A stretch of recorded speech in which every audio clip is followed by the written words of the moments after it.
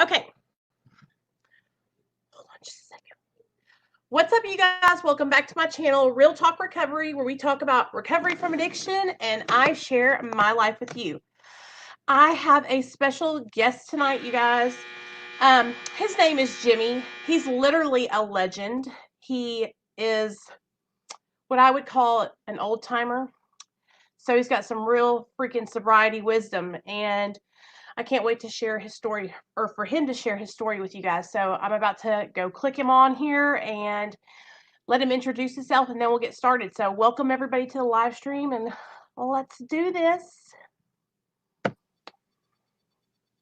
Hey, how are you? Hey. Good. I want to make sure I get centered here. Perfect. There we go. Look at this. That's pretty good right there, huh? Hello, That's people. perfect. How are you? I'm doing good. What about you? A lot of people know me as Jimmy Z. Jimmy Z. I like that. I am Jimmy Z. So Jimmy, hi. What I want to do is I want to kind of like wait for a couple people to filter in, because people are filtering in right now. So we got Colleen. Hey, Colleen. Hey, Marcus. Hey, Ryan. Hey, Shannon. Okay, cool. And, on my channel, we support multiple pathways to recovery. And I know that you are an abstinence 12-step hardcore in the 12 steps. And I have a lot of people who follow my channel who are also like, they love the 12-step fellowship. So we're really looking forward to hearing your story. You know how to do it. I just want to hear about what it was like before you got into your active addiction, what it was like during, and what your life is like now. Okay. And you can just take it away. You're in charge. I'm going to take it away. How you doing, people? My name is Jimmy Z, and I am a drug addict. And I usually start off by saying I have 33 years off of cocaine. I have 20 years off of alcohol, but I had a 42-year methamphetamine problem. I'm going to tell you. Today. I'm going to tell you something very sad. I'm going to tell you what happened in my life. It's the end result. Why I'm even here, I don't even know. But we're going to talk about it today. And I guess the first thing that I want to say to you is, do you want to live or do you want to die? Because that's what it really, really comes down to. And quite frankly, I didn't care. I was out there on my own for a long time. I've been very successful in my work. I'm 20 years in the car business. I had my own baseball card store for 9 years. I'm in banking for 9 years. I'm in the stripper game for almost 25 years. I lived a very promiscuous life, and since the age of 18, actually, I want to tell you exactly what happened. I'm an Olympian archer from should have been in the Olympics in 1972. I was thrown hostage, and for some reason, God made sure that I didn't show up for that, because I probably would have been shooting out of a window. I got disqualified at the end for using a trigger release that I made myself. I never used my fingers. I trained so hard from the age of 14 to 17 on a day-by-day basis that I was just a conditioned kid every single day in my life. And when I was disqualified, I gave up that day. And since that day, I went south in my life. And I found my love. I found my love in methamphetamine. And I became a bartender. At an early age, I'm working in nightclubs down in a big resort town in South Jersey. And I lived, again, a very promiscuous life with the drug. I sold drugs there. We did a lot of bad things down there. It was so bad that I had to get out of there. So in 1977, I decided to move to California, and I left with a girl that I wound up marrying, and I had a child, had a son, who is now 40 years old today. And anyway, during this period of time, I never stopped. It seemed like, I've seen a lot of people. If there's speeders out there, let me tell you something. I know what you do. I know everything that you do. I'm the master of that drug. And I know what you do behind closed doors because I did it. But the hard part was for me to take off my mask. I pretended to be somebody. I pretended to be a big shot because I was the one that had the dope. I was the one that lured you in. I was the one that took care of you. And I never saw it like that until I got clean. And the unfortunate thing is that it took me till I was 60 years old to do it. Today I'm 65. I'm not a kid anymore. I have OLD. I'm old. So during this process, I've been married 2 times, and my first marriage, and how all this thing happened is that when my youngest son was, I guess he was 3 years old, I caught my ex. With someone else, and we broke up, and I had to pay child support. The child support back then was $125. I paid that for quite a while until she started shooting dope, and I said, you know what, this is not going to happen. Here I am. I'm going to blame her, and I'm still doing it myself. I'm not going to lie to you, okay? But I'm going to blame her, and so I'm going to blame the courts. I tried to do a dirty little trick on her, and I said, you know what? I said, I ain't paying her. I told the people, I said, I'm not paying her. She's using drugs. So over a period of time, I did 2 jail sentences because of that. First they gave me 10 days, and then they gave me 30 days, and then they told me the next time it's going to be a lot worse. But what happened was she wound up coming to my door, and she gave me the child. She got too crazy with it, and I took care of it. Since the age of 5, I go back to court. How were you able to take care of your son right? Yep. And have that addiction at the same time? Because I know for me, when I shot methamphetamine, I was out of my mind. I never got in psychosis. You didn't? I could eat and sleep on it. I'd smoke a bowl before I go to sleep. I don't know why it didn't affect me like you people. Yeah. But I didn't get in psychosis. You didn't want to sit down and smoke a bowl with me, okay? Because you would be looking at the CT screen, wondering who was going to be on the other side of the wall. It was. Yes. No, I get it. The helicopters were in the air. Everybody was chasing you. I get it. I never got that. So I was able. I guess it's because I did it for such a long period of time. You're talking 42 years. I conditioned myself. And quite frankly, I'm from a time period when it was really pure methamphetamine. Back in the 60s and 70s, what they have today is not methamphetamine. So the stuff that they have today, what it is today. I have no idea. Yeah. I rate the stuff you have today a 1 compared to what we had. Really? The stuff that we had, you chopped it with a razor blade, and the stuff you'd have a rusty razor blade in 5 minutes. The stuff was rocket fuel. Anyway, I don't want to glamorize on it. I lived a very promiscuous life in the stripper business.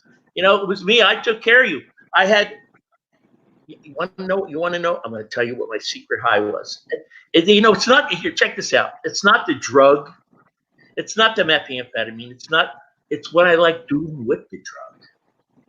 Okay. Right. So right now you're looking at an old man. Okay. So there was a time I wasn't really that old. Okay. So my high was lipstick lesbians from the bar. Is that too crazy? No, keep on going. I love it. Is that crazy? All right. So that was my high. Young little strippers wearing slinky little dresses with no underwear, and daddy's got the dope. Right. I'm telling you straight up. So anyway, some people might think that, oh man, but you kind of like this guy. Let me tell you something. I'm from I was born in the early 50s, which means that I was part of the 70s crew, which you have no idea. There might be some people out there that knows what it's like to be in the 70s, but it was sheer tops, micro mini skirts, and and had my girlfriend too. I was going to curse there for a second. Yeah. It was very promiscuous back then. Girls really let themselves down. And here I am, a bartender in Wildwood, New Jersey, one of the biggest resorts ever on the East Coast. I worked for a place that we had 11 bars, 17 bartenders, 3 live groups a night, 3,000 people a night. I'm partying. Wow. And I'm one of the bartenders, you know. So, Yeah. and so anyway, time goes on, and like I said, after 1977, I made a move. I said, it's just getting too crazy, and I had to get out. So I did. I jumped in a car. I had some money on me, and I took the girl that I met out there. Her family was already out here, and I moved out here. But like I said, during that process, I did a little. I fought the system a little bit because I didn't want to really pay for her to use the dope that I was giving her. I'm not giving her the money. She's buying the dope. I just found an excuse. I made up an excuse. Yeah. And as it turned out, I wound up getting a child. We'll go back to where that was. And a year later, we go to court, and they stopped it. They deleted child support, pay arrears of $600, and good luck to me. During this period of time, I kept getting letters saying, you owe this, you owe this. 10 years later, my son is 15 years old. I'm working in a bank. I'm a banker. I'm a marketing manager for a bank. And it says that I owe $80,000. I get a lawyer. I can't beat it. This is how I got to the street. You're looking at a guy that wound up being homeless on the street for 14 years. I turned into a bum. And the other reason why you see this beard right now is because I should have my hat on. I'm seeing it. And right after the holidays, I'm going to shave this off. I'm going to look like another dude. So there will be a time. Hopefully, we'll have another sitting, but I'm not going to really look like this right now. I have Santa duties that I have to do. I like the Santa beard. I like it. You might like me better without it. I don't look the same. I don't look the same. It's not cool looking old. I'm going to tell you that right now. Okay, I'm not the young buck I used to be anymore. So anyway, I go to court and I beat it. I beat 50,000 of it, but they don't let me. They put this $30,000 ticket on my head, and I don't know a nickel. I'm a real dad, and so I was paying $100 a month, and I never saw it. It was coming out $52 every 2 weeks coming out of my paycheck. So another bank offers me real quickly. We're doing this for a minute anyway. So offer me $2,000 more a month. I take the job. I don't like the job. They're very, very mean people. I come back to my job after a week. I miss the payment. And all of a sudden, I went from $100 a month to almost $3,000 a month. I was nothing more than a number. I quit my job. I quit my bank job. I owned a house in the mountains. I mortgaged it. I took that money and I said, screw you, society, however it is. And I got very, very angry. And I lived off that money for a couple of years, and all of a sudden, I lost my home. I lost my integrity, and I gave my children. By then, I have two more children. I have another girl and a boy. So I'm not with my ex-wife anymore. So I said, listen, fuck you to society, blah blah blah. Take the kids. And I'm walking. So I remember walking down the hill. I started crying. I realized I already knew that this was going to happen to me, and I became a bum. I didn't want to deal with anything. I figured I'd hide from society. You're not getting any of my money. I really wasn't that old, but even when you're in your 40s and 50s, you kind of think that my time is up. I shouldn't be living this long anyway. Here I am now. I'm 65. I'm probably going to go to 85. I really don't want to die right now. Yes, if I want to live or I want to die right now, I want to live. Okay. There was a time, and we'll talk about that, when I didn't want to live. So anyway, while I'm out on the street, I'm living in a very, very rough area. I'm living behind the strip joint. I'm on concrete for 6 years. I'm building cardboard condominiums. My children are starting to grow up. They're not quite adults yet. And then eventually they become adults and they see what daddy does. That they realize that I did bad things. And and it was kind of accepted. You know, here I am, a mom. My children are growing up. My other two of my children have places to go, and I'm very resentful of my children, who I love, I have a wonderful relationship today. For good reasons, they made me suffer. Okay, Daddy turned out to be a bad guy. Okay, I did bad things when I was after. I'm being honest with you. Okay, my mask is off. I don't have a mask on anymore. That's going to be one of the hardest things that you're going to have to do in recovery, is to take that mask off. Yeah. Because it's that mask that's got you in a lot of trouble, and all the dirty things that you like to do because you're a very selfish person for your own self-seeking reasons, being dishonest to yourself, your family, your friends, judging people, walking in fear, and being afraid. That's me. I'm going to be the first person that's going to raise his hand at all times and tell you that I did bad things. I'm not going to put the finger on you anymore. I learned it. You know, maybe one day, I don't know how much time we're going to have to go into this, but, you know, I could do the 12 steps. I know every page, not every page of the book, but I can go through the doctor's opinion. There's a solution, more about alcoholism. I'll go through all the chapters with you. And I can explain to you how it is and what's necessary and what to do. I don't know how much time we're going to pull off today, but we're going to talk about me a little bit. And hopefully, you know, if I've touched one person out there, just one of you, okay, I'll be really happy, because you don't want to fill my shoes, because the story's going to get really ugly in a minute. So I'm out there on the street. I see some bad things, boy. You know, I've walked up to situations where there was a man tied to a fence and his head was chopped off. When you're on the street, it's a terrible thing. You get to see things that you don't ever think that's ever going to happen to you. And the bum that I became wasn't the one that tried to bum money off of you. I just didn't know what to do anymore. I got stuck, and I couldn't get off. It cost me $150 a day to live out there, homeless. You know, I have to have breakfast, lunch, and dinner. I needed my cigarettes, which I don't smoke anymore today. You know, and I needed my dope. Before I became a really good dope dealer, I needed to buy dope. You know, and it wasn't until later on, when we'll talk about that the first 6 years, I'm a small time, you know, I'm a nickel and dimer, just trying to get my shit free. I don't want to pay for it. You know, I wake up before I have a cigarette and go to the bathroom. I have to light my pipe up. I'm smoking every 15 minutes around the clock. I don't stop. I can't stop. I don't even know why it is, but I made excuses for it. I guess I'm okay. People used to say, Jimmy, you know, you're going to be still selling dope when you're 70. I go, I guess I am. I don't know. So what happens is that, I got a car. After 6 years, somebody gave me a car. They put it behind a building, and it didn't run, but it was better than sleeping on concrete. I lived in that car for 5 years. Now I'm 11 years out on the street right now, and I'm doing I have every hustle in the world to make money. I know exactly what to do when I get up, and the first thing I want to do is I want to make sure I have my dope money. That's just it. I got to make sure I have, you know, a quarter ounce of dope that I could break up, and I'm going to sell some of it, and I'm going to get some of it for Jimmy, and we're going to do this every single day. And I had to do that every single day.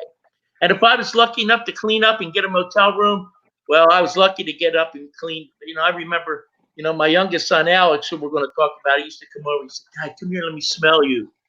You know, and I said, Alex, come on, man. Dad, get over here, let me smell you. Because I look bad. I look soiled. This beard you see right now, this thing was down to the middle of my chest.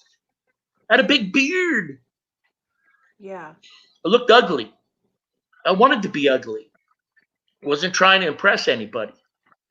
And the police, you know, I'm going to tell you something. There came a time, I lived on Roscoe and Sepulveda, so if anybody knows the area, you know exactly what I did. There was a time that everybody got busted. And when everybody got busted, I didn't get busted. I thought I was a pretty smart guy. And I used to have this cop that used to come up to my car every single morning. I'd hear the car pull up. I'm already smoking my bowl. I'm freaking out because I looks like Cheech and Chong if I open up the windows, and I have to light up a cigarette, and I grab a book, I look important, I open up, and, hey, how you doing? Blah, blah, blah, blah, blah. You know, you just didn't know. Just didn't know. So time goes on, and like I said, I get in the car, and now everybody gets busted. So I'm really good with the drug guys, and they had a meeting, and I was brought to the meeting, and and they said, listen to me, we're going to drop the price to. I guess I can talk about this. I don't do this anymore. I'm not glamorizing this, people, but I want you to hear what happened. We have an hour here, so I'm going to let you know my story. So they dropped the price of speed to $100 a quarter, which if you live someplace else in the United States, you can't even buy a gram for that. Okay, and so I was selling it really cheap, and they told me just to get a few people, and I got like 5 people that I would deal with. I sold 2 deals a day to sell an ounce every other day. Sold a pound once a month. Jimmy's got free dope, and I got money. I can start going into the motel rooms. Now I get very promiscuous because I'm now things are a little bit better. I'm not struggling as much anymore, but I'm still homeless. I still have the car, but now I'm going to be able to get in and out of hotel rooms, and I did, and I did. And the funny thing is that the place I stayed at a place where the cops, for all you people that stay in motel rooms out there, they have registry. They come around, they check the registry, and if you got a warrant or something like that, they're going to bust your room. So I was in a place, I won't mention the name of the place, and they had a lot of prostitution going in there. And I would see the pimps every single day, and I said to him, dude, how come you guys don't get busted? He says, you got to go back to her and tell her that you're not going to do any business here. This is just a place to live, and she'll pull your card. So I says, okay. So I went to her, and she's a wonderful woman. I still see her today. I love her to death. And I said to her, I won't mention her name. And I said, listen, I was just told that if I don't bring anybody to my room that you pull my card in, I could feel safe here. She goes, Jimmy, she said, you promise me right now that you don't bring anybody to your room, and I will pull your card. And I put my hand out there so fast, I shook her hand, and I can't. I wish I could. If you guys knew what a backflow, any guys out there know what a backflow is. I built a phony backflow near my door, and nobody knew that. Even the owner didn't realize it was. And that's where I used to hide my dope. And a backflow, phony backflow, right underneath my window, underneath a bush. You wouldn't have been able to tell. Nobody's able to tell what I did. So anyway, I did that for the longest time, and then when they went to sleep at 10 o'clock, I'd sneak somebody in. Come on. So the club would close at 2 or 3 o'clock. I got my girls coming over. We had to make sure that they were out at a certain time. I didn't want to get busted. I did that for like 40 years, and I had a wild time. People say, I'm not going to lie to you. Did I have good times on it? Yes. Come on. I had a great time on it. Stupid. I'm not going to say that it's been bad. And I have almost 5 years right now. Excuse me. I'm working on my 6 years. I have 5 years, 4 months right now. And I'll still, I don't have any cravings or anything like that. But man, I can remember sleeping, laying in my bed, and I remember some of those nights, and I wish I had them today. Yeah, I know what you mean. You know what I mean? I wish I had a bag of dope right now. If there weren't the consequences, I want to get bad. That's what it is. It's the consequences that make me not want to do it, because I know that if I do it, I'm going to lose. Yeah. I didn't know it at first. Yeah, no. And it wasn't until I went through it and experienced that the consequences of my actions, because for a long time I wasn't experiencing consequences. Yeah. So things were cool. It was fun. And then, shit started hitting the fan, and I started experiencing consequences. That's right. What is it about living on the edge that's so important? What is it about living in chaos? What is it about being dirty that's so cool?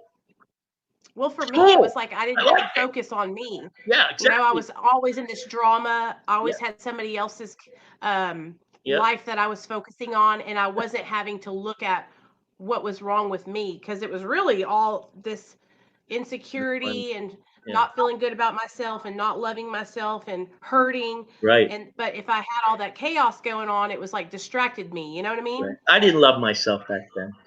I pretended to be somebody that I certainly was not. Because when everybody left the room, I look and go, what the fuck happened? Oh my God, man, that was fucking crazy. And you know what? I get ready for round 2, 12 hours from now, ready to do it again. Right. Crazy. Jimmy. Yeah, okay, listen, come over here around 11 o'clock. We'll party. Bring a friend. It's like, man, it was nuts. It was nuts. So let's get into the reality part of it, and then so here I am. Jimmy turned into a bum. It's 14 years. I was homeless and a bum on the street. 2 shopping carts working every single day.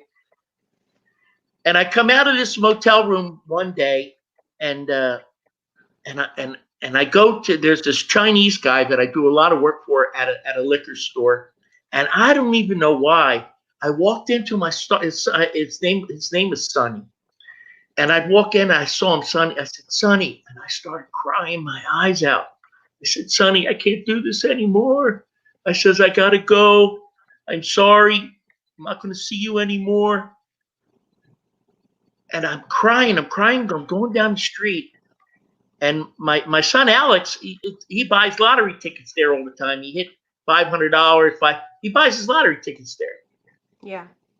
So I go down the street and I'm sitting on a bench and I'm crying my eyes out, and it just doesn't want to stop.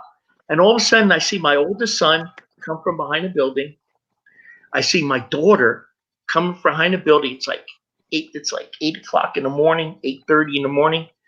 And my son, I look at them, I'm going, what's going on here? And my son comes over to me and he gives me a hug. He says, Dad, I love you. Alex died last night. I go, what? And I got nuts. He's my baby. He's everything to me. I pulled that little kid out myself. I went in and reached for that little kid, and I got underneath his shoulder blade. Don't tell me my baby's dead. Alex started doing heroin. I've never done heroin. I've never shot a needle in my arm. And at that moment, I'm the worst father in the world. To me, I let my children down. One of the things, it was like a week and a half ago. I started crying my eyes out. I was on TV, and the guy says, he said, the only reason why you're here is to make sure your children don't die. And man, that just hit me in the stomach, and I got messed up. I'll never forget those words that I heard a couple of weeks ago, because that is my responsibility. My responsibility is to make sure that my children don't die. And my baby died. He's 25 years old, and I don't want to see him. I'm not going to the wake. I'm not going to bury my son. For the longest time, I told my children and my ex and everybody, I said, get out of my face. I'm not doing this. Leave me alone. You got to go. You got to go. I said, I don't have to do anything. Get the hell out of here. I'm not going to bury my child. I don't want to see him. Yeah. Well, I wind up getting a suit, and my oldest son convinced me that I needed to go, that I needed to be with my son for the last time. And there was over 500 people there. There was standing room only. I don't even know how my kid knew so many people. The place was packed. I remember getting on that podium and yelling at everybody that they could die too, because my kid didn't think he was going to die. Let me tell you something. For the people out there that are listening to me on heroin, it's not good heroin. They're trying to kill you. It's a war. This is not good dope. God, there was a bust in New York. What was it? 200 pounds of fentanyl that they confiscated to kill how many? 32 million of you. God. This is not good dope. This is murder. Yep.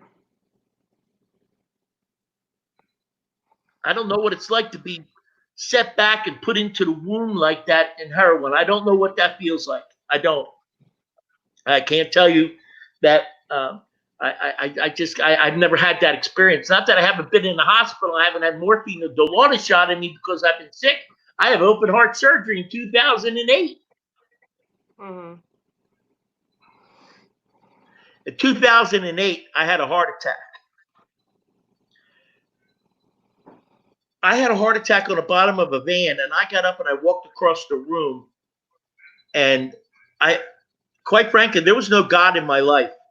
Zero. I am not a religious person, people, yet I go to church every single Sunday. I have the front row taped off for me and my friends, and I'm not religious. And why do I go there? It's good. I love it. I love those people. I want to be around good people. I wind up finding peace in myself. But it took a minute. Because during this process, I could tell you that there was a time where I didn't want to live anymore.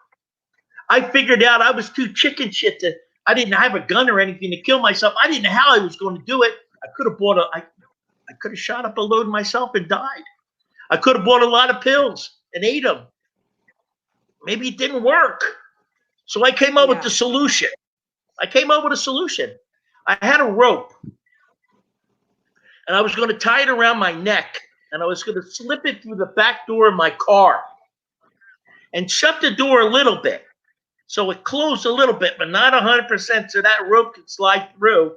And I was going to tie it on the other edge of a bumper.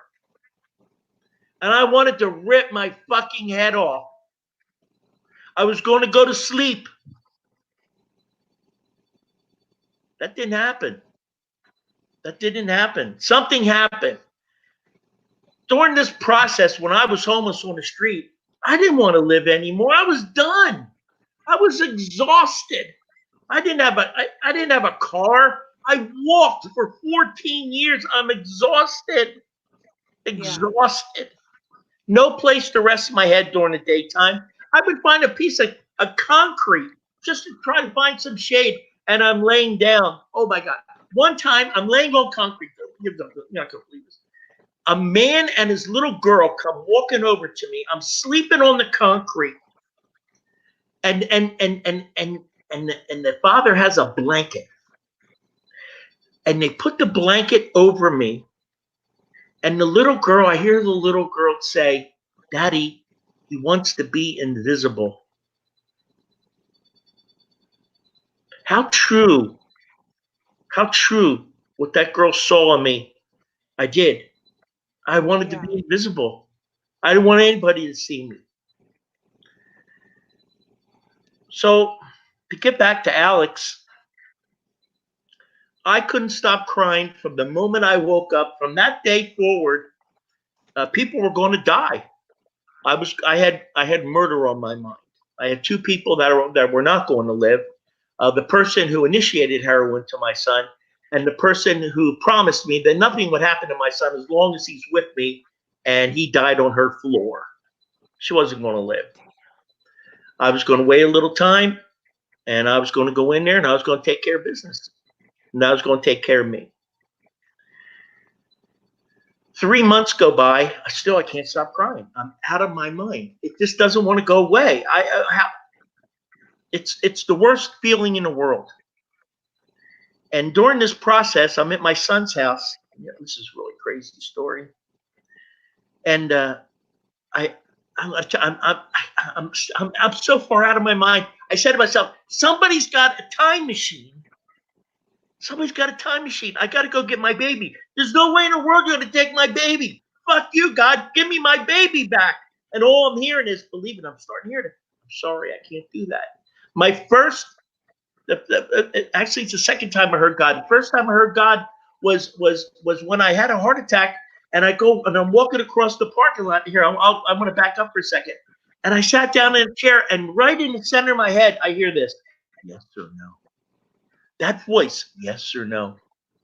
I yelled out, "Not now!" I screamed it. It was like, I was breathing. Then after this time period, then my son you're talking about 6 years later, okay? 6 years later, I hear God again, um, because God is not in my life.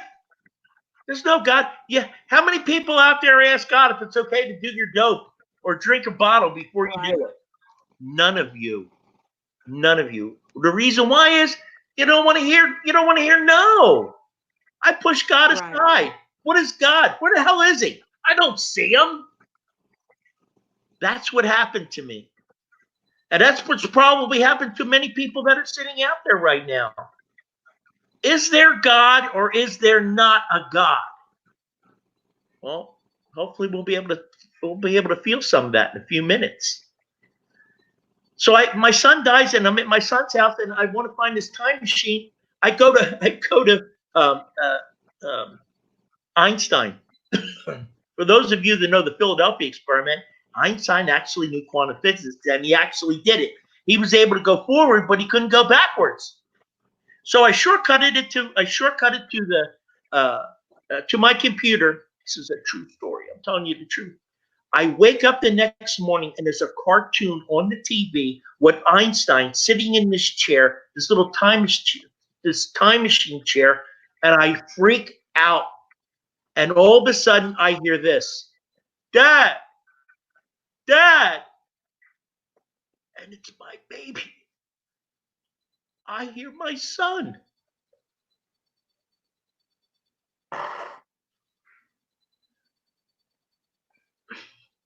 God could not give me back my son, but he let me hear him one time.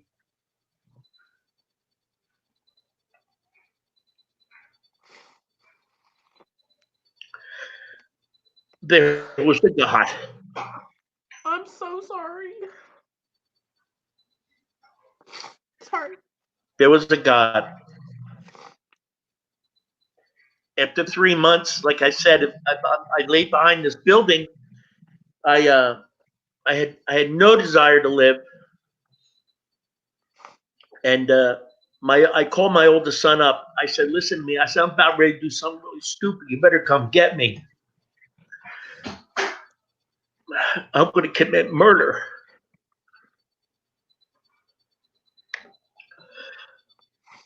My oldest son picks me up, and I have no dope that day, no dope whatsoever. And I'm a pool cue. I'm a pool player. I teach pool. And I got a $3,500 pool cue that I'm going to sell for $1,000. I'm going to get a quarter pound of speed. My son picks me up. He takes me to the pool hall. As soon as he pulls into the parking spot, I open up my door, and all of a sudden he says, "Close the door." So I close the door, and he starts backing up. I said, "What are you doing?" He says, "Do you realize that I can't watch a baseball game or football game with you? Your granddaughter's got to meet you in an alley." He says, "I'm done with this. It's over. You're not going to live like this anymore. I'm going to stop it right now." I said, "Jimmy, not today. Not today." My son is also saying, I said, not today. I says, I go, all my stuff. Let me get my stuff. I'm doing everything. I'm fighting them. He keeps driving. I said, "Jimmy, seriously, stop the car. Get Dad. I'm not doing it." What's going through my mind is, and I'm telling you, I start yelling at myself, going, "You know what? You're done. That's it. Time's happened. That's it." He takes me to this house. Now we're getting into the recovery end of it. Takes me into this house, and there's an old man, and I'm in the car. I'm in the car for like 15 minutes. I pull the visor down, and I'm looking, and I see the death in my eyes. I see it. I'm a dead man walking. I see the death in my eyes, and I started to cry. When I started to cry, I started to scream, "It's over!" And I'm screaming, and it's over. My son comes out about 15 minutes later, and he waves me in, and I scream it one more time, and I open up the car, and I go inside this house, and there's an old man in there. He's like 7 years old. He says, we introduce ourselves, and I see this AA book sitting over there, this big, gigantic AA book, what looks like a lot of pages to me. I do Yeah. speed people. I don't have time to read a stupid book. I do dirty things in hotel rooms. I take advantage of people. That's what I do. I don't read books. And I go, oh my God, what the hell did I get myself into? What's going on here? I'm going crazy now. Now I'm in another situation. He sits down. He says, "Are you willing to be willing to change?"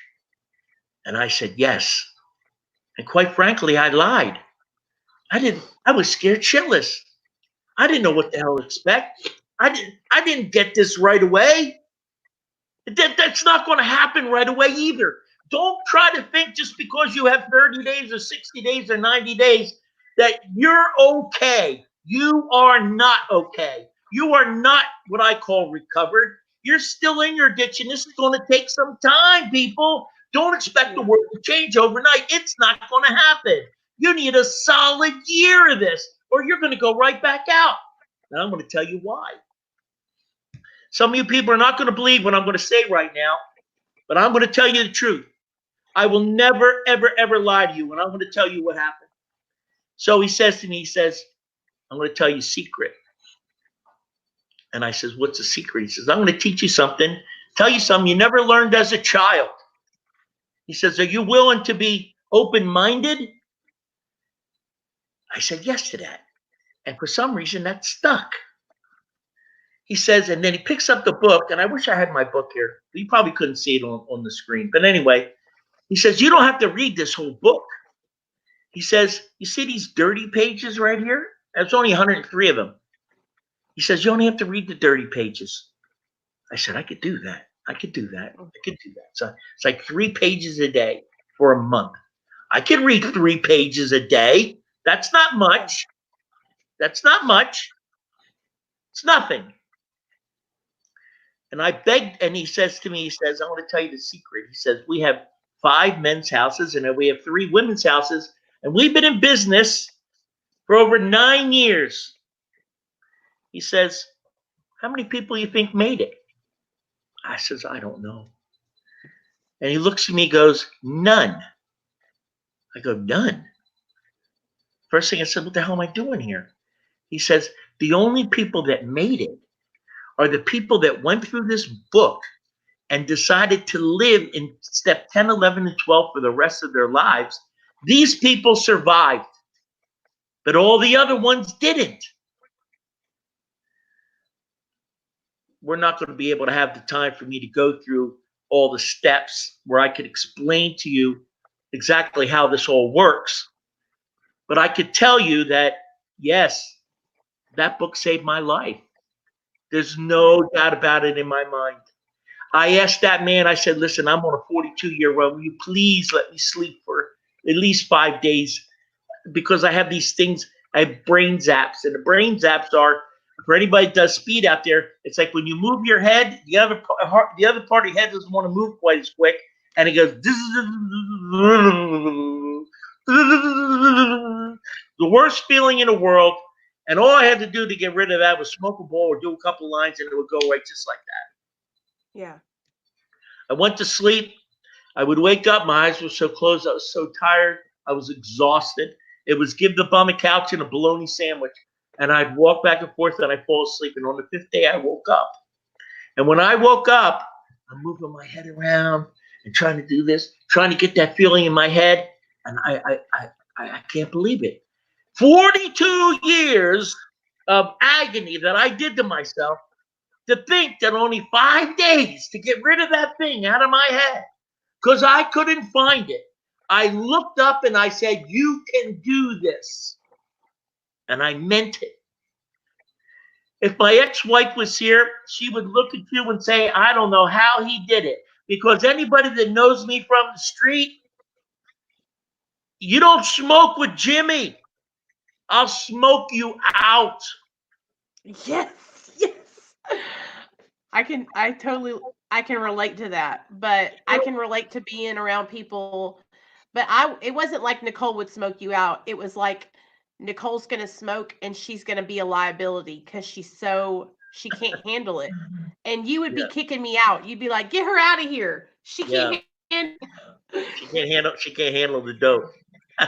I would lose my mind. Yeah. I would lose my mind. Yeah. I'd call the police on myself like 5 or 6 times. Yeah. I've never done that. No. No. So, Stupid. you know, and so here, I want to tell you a little bit about me. I don't want this is going to sound, I don't want this to sound egotistical, okay? So there's nobody in the world, because I've seen all my friends fall.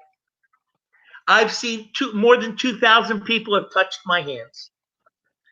I have an IOP. I do intensive outpatient. I have 20 young adults that I speak to every single week. And this, I don't know how to explain it. It's something happened to me that I guess I scared myself straight. When that man said none, I believed him. And the old timers, you know, you called me an old timer to begin. Okay, I'm just old. I'm really not that. I got 42 years of damaged brain, and I have a little over 5 years of clean time. I'm still like a newcomer, kind of, sort of. But, and don't let anybody tell you time doesn't matter. Time matters, okay? Yet I know that if you put me in a situation right now, and I see exactly what Jimmy likes, I could make a phone call and get me a bag of speed, and I can go running away. But you know what? There are consequences, and I'm not willing to give them up today. I put my family on the back burner. They were second in my life. You know, I love my children. You know, did I really love my children? Did I really? That was a huge thing for me to realize, is that because I used to say all the time, I love my son. I love my son. But if I really loved my son, I wouldn't have been shooting dope with him in the house. I wouldn't have been taking him to the dope dealer's house. I wouldn't have been driving under the influence. I wouldn't have been pregnant using drugs. And so I remember the first time, the last time I went to treatment, I walked into the counselors. They were having a group meeting, and I walked in and I was so dramatic. I was like, I lost my baby. I lost my baby. I was crying. And the counselor looked at me and she said, you don't love your son. Mm-hmm. Shut up and go sit down. Yeah. You're not a good mother.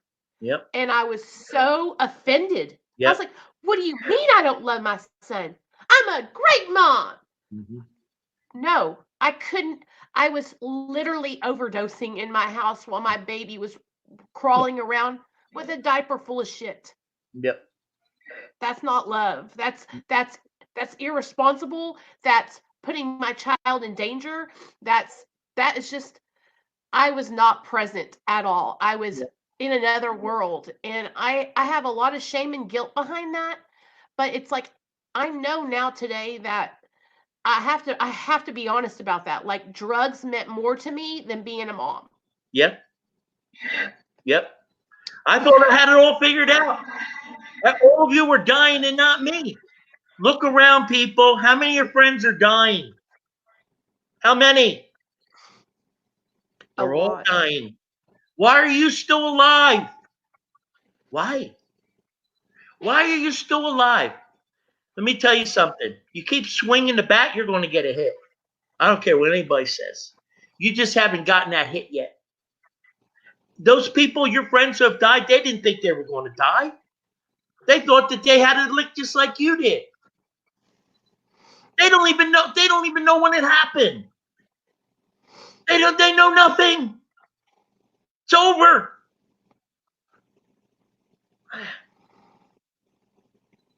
Do you want to live or do you want to die? You got to make that decision for yourself. You're either going to play the hand or not play. You mean to tell me I got to do this for the rest of my life?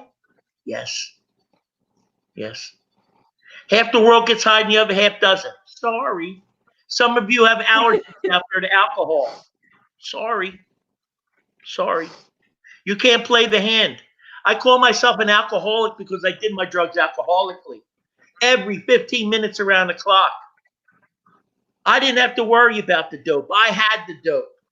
I didn't have to worry, where's my fucking drug dealer? He's not fucking here. I didn't have that. I was very, very fortunate. I never had to wait for dope. Never. I figured it out from the beginning. But you do as much as me. You can't afford to waste dope. Except for that day that my son got me without it. My son found me without dope that day. That day, I had nothing. I had nothing. Today, like I said, I've had about 2,000 people touch my hands. I have worked with more than 400 people in step work, of which I have taken through more than 100 people through the steps, which are big numbers. I have a minimum of 6 sponsees in my pocket at all times. I have made a decision to dedicate myself and my life into this. I have a sober living today. I went from a bum on the street. I got a 7-bedroom house with 2 kitchens, 3 baths. I got 15 people living here, and we're all trying to recover. Because I don't want to do that again. When my mind finally got clear and I see it, man, I had a friend come over today. Saddest thing in the world. I looked at him. He was part of my management. I wound up, before I got my own home, I was running sober livings. I ran sober livings for about 3.5 years. And then I said, you know what? I saved some money during this process. So I wind up getting my own place. Cost me a lot of money to open this place up. And I'm fortunate to say that most of the people here are doing it right now. Most of the people are doing it. I lose people just like everybody else does. You know, I'm a miracle. If I could do this, anybody could do this. I even quit smoking. I haven't smoked cigarettes in 2 years. Once I learned how to recover, then the other thing was, you know what? If I follow the guidelines that taught me how to stay away from what possess, I became a whore to my morals. I made myself. I paid attention more to you than I did to myself. I was able to fix you, and I couldn't fix me. And it was these steps. Listen to me. I don't care if it's AANAHACAMIBAOL. I don't care what it is. Find a program, find something, and do it. And if you want to do another one after you finish the other one, go ahead and do another one. What do you got? You got all the time in the world. You got to stay active. The day that I stopped helping people in my school, they hired me as a drug addict at $50 an hour. A drug addict. I have my own therapist. I've been here 2.5 years. My class is full because I don't lie to you. I'm going to tell you the truth. You can't beat it. I got 0 out of this, people. Yeah. Now I got to start all over again. God gave me a second chance because, quite frankly, I didn't want to be here anymore. I was done. He took my baby. I want to go find my baby. If I leave now, maybe I could find him. So can I ask you this? So through working the 12 steps, that feeling to want to, like, because I know exactly what you're talking about. I can remember waking up and thinking, like, why am I even alive? I would be better off not here. My family would be better off without me. So as you worked through the 12 steps with your sponsor, and then you started helping others, did that feeling of wanting to not be here and kill yourself go away, or did it heal with time? Yeah, or did you go to therapy? Nope, I didn't. I wasn't lucky enough to have therapy or a therapist. I want to tell you this. You go through your steps. I'll call anybody out on this. And some of you who have gone through your steps, when I tell you what this is, you're going to know what it is and you're going to laugh. God gives free dope. He gives free dope. What do you mean, Jim? I could sit here and every time I open up my mouth and I talk about recovery, I get these tingles that go up my arm and they shoot out my neck and they go out the top of my head like a spiritual orgasm. And I'll take these any day. It's not warm and fuzzy. Sorry. It's cool and bubbly. and you don't want to miss it. It's the greatest feeling in the world to look at somebody and say, you know what? We're helping these people. People are dying. Right. We're fucked up. Sorry. Sorry. You can get through it, but you got to live it. You got to change the way you are. I had to get rid of Jimmy. I needed to reintroduce I cried in the mirror so bad. And I left the mirror like this, and I peeked around. I went like this. I put my hand out, and I said, "Hi, my name is Jimmy. I've been gone for a long time. Nice to meet you again." I forgot who I was.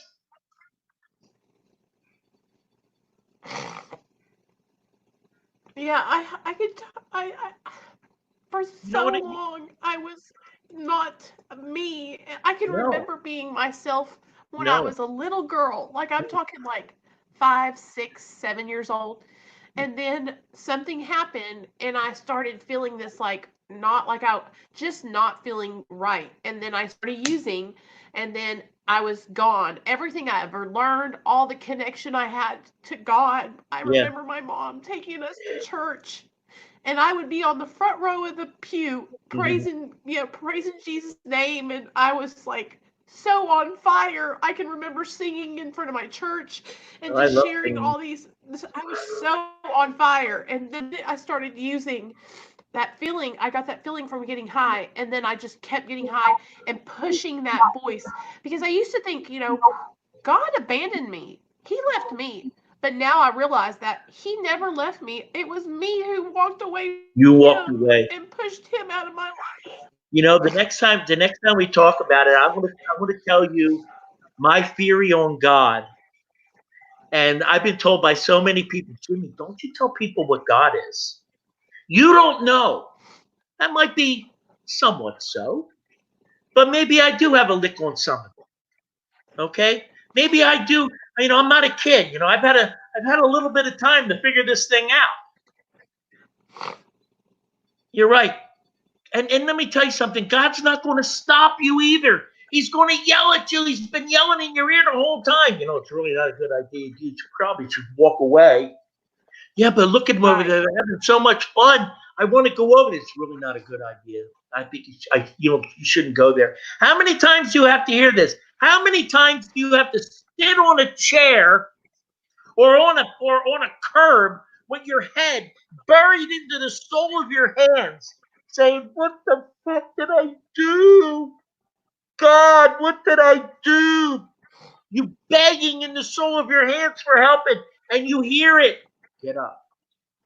Get up. And why is it that the grace that we get at that time can only go so long before we screw it up again? Because you're selfish. I'm selfish. Jimmy wants that. Whatever Jimmy wants. I've been manipulating you since I was born. The Yeah. second time I came out of, the second time I wanted a sip of milk, I already realized I cried once. You picked me up, I'm going to cry again. And you're going to give me what I want. Then I learned how to manipulate you as I got older to get everything that I wanted. I hoard my morals, and maybe so did you. Maybe it's time to grow up. You need here. Somebody said to me, Jimmy, how'd you do it? I'm going to give you my closing statements. I don't know how it's supposed to be on here, but here I'm going to tell you. You're doing good. We're at 59 minutes in, so you're doing great. Okay, am I supposed to finish at 60? Because I could do it right now. Well, whenever All you right, want. I'm all gonna right, let you finish up whenever you're ready. all I'm right. So, enjoying this. okay, so here I'm going to tell you the answer. You can't pick it up. If you pick it up, you'll screw it up. You need to see the consequences. You need to see all the dirty things you did in your life. There was a time in my life when I had a purpose, and then I lost it. I had no purpose anymore. When I recovered and I started helping people, and I opened up this house and I got hired as a drug addict, I found my purpose. Yep. And it's because of this purpose that's keeping me alive today, or I'd be right back out on that street doing dirty things, trying to make my life a lot of fun. For what? A cheap piece of ass? Because that's what it is. It's nothing more than a cheap piece of ass. And I don't look at life today like that anymore. This girl that I'm speaking to that has me on the other end of this phone, I just met her. And I'm looking at her like I knew her all my life. I love you. And you'll be okay. Just keep I fighting. love you too. Just keep fighting. It's okay. It's not easy, people. You come in here with a damaged brain and you have no clean time. You're like this and you got this big gigantic damaged brain. You can't even see how wide my hands are right now. That damaged brain's going to talk to you and tell you that it knows better. You'll be all right. Don't worry about it. You'll be fine. Who's the biggest liar in the room? Me. Yeah. Who's the biggest manipulator in the world? Me. Yeah. Who likes being dirty? Me. I like living on the edge. I like chaos. Ask me what it got me. 2 broken marriages and a dead son. You don't want that. Look at the old man. You don't want to turn into this and all of a sudden realize that you only got, what do I got, 10, 15 years maybe? When you got a whole life ahead of you? Stop this nonsense. Grow up. I really don't even have a right to even say anything to you because it took so damn long for me to see it. But I'm telling you the answer. Listen to me. Grow up. Stop it. Stop it. Yeah. Till next time. Man, you are so freaking powerful when you speak. It's not very often that like I don't have really a lot to say, but it's just like when you share about how you felt about everything, you describe it perfectly what it feels like to be desperate, at the end of your rope. And I relate to that so much. I really want to know, I know that my audience will love it, but I want to be able to like have you on, once every 2 weeks or once every month, however you want to do it, if you can commit to it, to come on and kind of like, how they do like big book studies or step studies. Yeah, we can do that. Where you could come on and you could share like, this is step 1, this is what it's about, this is how you do it, this is what I did with it, because I just want to encourage people to find whatever works for them. And if they can come here and they find out and they hear that and that's something that hey, I want to try that, then that maybe that it'll encourage them to go to a meeting in their town or something, Yeah, absolutely. Yep. I know how to break it down. We're not going to be able to get through all 12 steps in an hour, but we could do like the first 3 steps in an hour. And then we could have a session just on the 4th step alone. Right, I could do a step. We could do a step each session. So like a step for 1 hour, then the next session we have step 2, then the next session step 3, all that kind of stuff. It's hard for me to talk a little bit an hour just on step 2, but we could try it, but usually I've done this before. I could do all 3. You could do 3 steps in the first hour, okay. And I literally, people have come to me and said, Jimmy, my sponsor's too damn slow. I said, listen to me. You want to sit down with me right now, go get the book, and I'll have you in a 4th step in 2.5 hours. Yeah. I could do that. Because that's where our healing is going to come from, is taking action and doing the steps. Boom. It's got to be a 100% drive the whole time. Once you relax on that drive and you get lazy, it's over. 95% of the people aren't going to finish their 4th step because it's too damn much work. I can show you how to do it. I'll show you how to do it the right way. Where it's not going to be, I don't want to write. No, I don't want. Right. Yeah, because you're selfish. You think you got this? Yeah, your plans didn't work before. Your plans ain't going to work now. You need another way out. Listen to somebody else to guide you. Yes, I totally agree. And that's what I want. I want to have Yeah, you we can do do that it. with us. We can do We that. need to do that together. Okay, cool. We can All do right, that. Jimmy. We'll Well, set up some sort of a plan and we'll figure it out. If we want to do one step at a time, we'll do one step at a time. It's okay. It's just going to take a long time to finish the steps. But I'm very vigorous yeah. and I'm rigorous, and I can show you how to get through the steps very quickly. You just have to just stay on your mark, and I'll just show you how to do it. I'll show you how to do it. I That would feel be sure with awesome. me. I would be so grateful if you could God, I do wish that you with were a me. lot So closer. I'd take you out to dinner or something, but she's in another state. I know I'm in Anyway, Arkansas, but listen, my aunt he and my lives in uncle and my Arkansas. grandpa. Arkansas is in Arkansas. the middle of the United States, right in the middle. But my family lives in California, so one day I'm going to come Oh, out they there do. and we're going to hang out. Where do they live? Well, my What city? East LA, Whittier, and That's Ukipa. fine. But you're close enough. I can find you.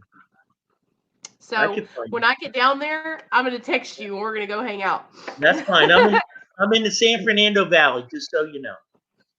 Cool.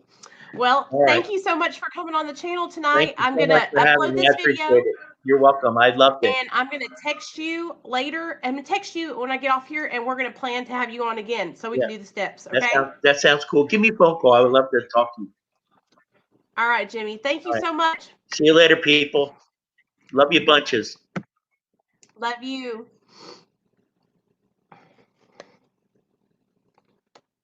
You guys, what did y'all think about Mr. Jimmy?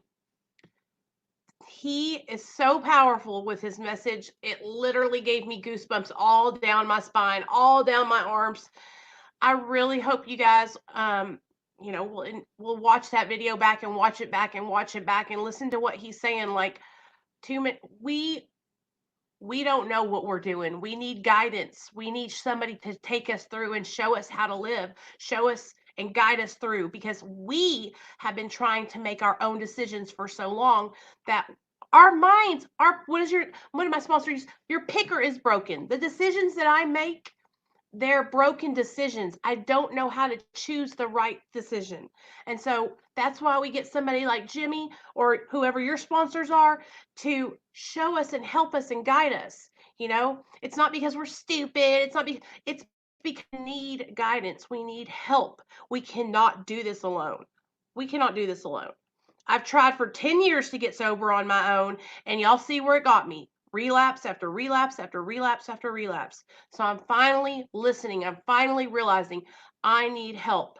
I need guidance. I can't do this alone. So if I can admit that, then you guys can. Put your pride down. Let that ego go, smash it all, and let's get together. Let's get some help together. Let's do this. All right, you guys? I love y'all. I'm going to upload this video. I'm going to call Mr. Jimmy and set him up for another interview. And I'll see you guys in a little bit with Captain Napton.